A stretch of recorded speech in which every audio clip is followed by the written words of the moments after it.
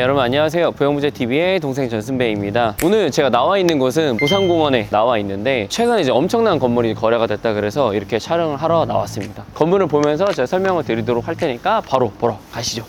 네, 건물 앞에 나와 있습니다. 보시면은 바로 이 건물이에요. 이 건물 같은 경우에는 아우어 베이커리가 1층에 임차가 되어 있어서 많은 분들이 이제 아우어 베이커리가 들어가 있는 건물로 이제 인지를 하고 계시거든요. 근데 이 건물의 위치를 제가 자세하게 설명을 드리면은 도산공원 라인의 초입 부분으로 최근에 이제 스투시가 맞은편에 임차가 들어오면서 상당히 핫해진 지역입니다. 그럼 제가 개요를 먼저 설명드리도록 하겠습니다. 이 건물 같은 경우에는 25년 9월 달에 계약이 진행이 됐고요. 소유권 이전은 아직 진행이 안 됐습니다. 매매 금액은 275억이고 대지 평수는 106.3평, 연면적은 220.44평으로 지하 1층, 지상 4층 건물입니다. 중공년도는 2015년 5월 달에 지어진 건물이고 현재 자주식으로 5대가 주차가 가능하며 용도 지역은 제1종 일반 주거 지역입니다. 이 건물의 매도자분 같은 경우에는 엄청난 자산가이시거든요. 이 건물을 21년도 7월 달에 170억에 매입을 하셨고, 그리고 이제 2개월 뒤에 대치동 대로변에 있는 건물을 355억에 매입을 하셨거든요. 그런데 대치동에 있는 건물도 최근에 435억에 매각을 하셨고, 이 건물 같은 경우에도 최근 275억에 거래를 하면서 105억이라는 단순 시세 차익을 보셨고, 그리고 대치동 건물 같은 경우에도 80억 정도의 시세 차익을 보셨으니까 한 4년 만에 약 한 180억의 시세 차익을 보신 거니까 좀 엄청난 거죠. 그래서 이 매도자분 같은 경우에는 이 신사동 건물과 대치동 건물을 매각을 한 이후에 청담동 대로변에 있는 건물을 매입을 하시려고 이렇게 좀 자산을 전부 다 처분을 한 상황입니다. 그래서 이제 이 건물이 왜 거래가 됐냐, 어떤 셀링 포인트가 있는지 큰 내용만 설명을 드리자면은, 첫 번째로는 도산공원 라인이다가 좀 가장 큰 것 같아요. 최근에 뭐 워낙 도산공원 상권 자체가 정말 유명한 업체들이 계속 들어오면서 상권이 엄청 핫해졌거든요. 맞은편에 스투시라는 이런 대형 임차인이 임차가 되면서 여기 상권이 예전에는 좀 살짝 한산했는데 요즘에는 유동인구랑 정체인구가 엄청 많아지게 되면서 이 초입 부분도 엄청 핫해진 것 같습니다. 그리고 평당 금액도 저는 엄청 괜찮다고 생각을 했었거든요. 그 이유가 뭐냐면은 최근 도산공원 라인에서 퍼퓸머 H가 임차가 된 건물이 25년 1월 달에 225억, 평당 3억에 거래가 됐거든요. 근데 이 건물 같은 경우에는 평당 2억 5,800만 원이다 보니까 제 생각에는 이제 퍼퓸머 H 건물보다도 규모도 더 있기도 하고 입지 자체 같은 경우에도 저는 나쁘지 않다는 생각이 들어서 평당 금액 2억 5,800만 원 수준이면은 괜찮은 시세에 거래가 됐다라고 해서 이것도 좀 셀링 포인트로 생각을 해봤습니다. 그런데 이제 장점이 있으면 또 단점이 있잖아요. 근데 이제 이 건물 같은 경우에는 현재 이제 보증금이 2억 5천에 월 임대료가 3,200만 원 정도가 나오거든요. 근데 임차인들을 내보낼 수가 없어요.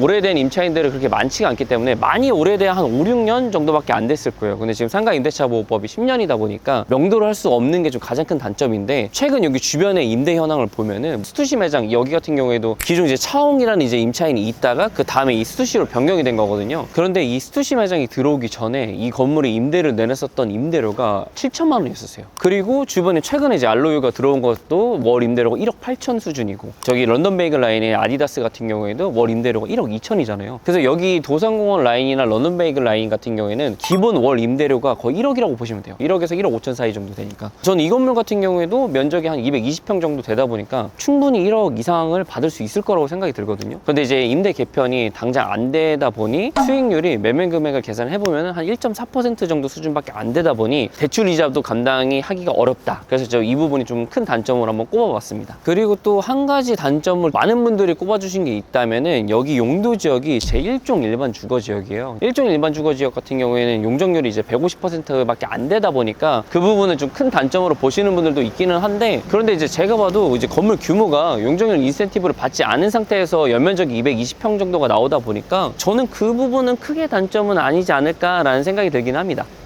네, 좀 제 이 부분을 좀 보여드려야 될 것 같아가지고 지금 매장 오픈하기 1시간 전인데도 벌써부터 저렇게 좀 줄을 서 있습니다. 12시 정도만 넘어가면은 엄청 많더라고요, 사람들이. 확실히 이 스투시 임차가 이쪽으로 이전을 하면서 이 건물의 매각에 좀 큰 힘이 됐다라는 걸 한 번 더 보여드리고 싶었습니다. 그래서 저는 매수자분이 건물은 잘 투자하신 것 같아요. 다만 아까 제가 단점을 말씀드렸었던 것처럼 앞으로 임대 개편을 어떻게 하실지가 좀 큰 관건일 것 같습니다. 그럼 이제 오늘 영상은 여기서 마무리하도록 하고요. 저는 다음에 또 다른 영상으로 찾아뵙도록 하겠습니다. 그럼 안녕.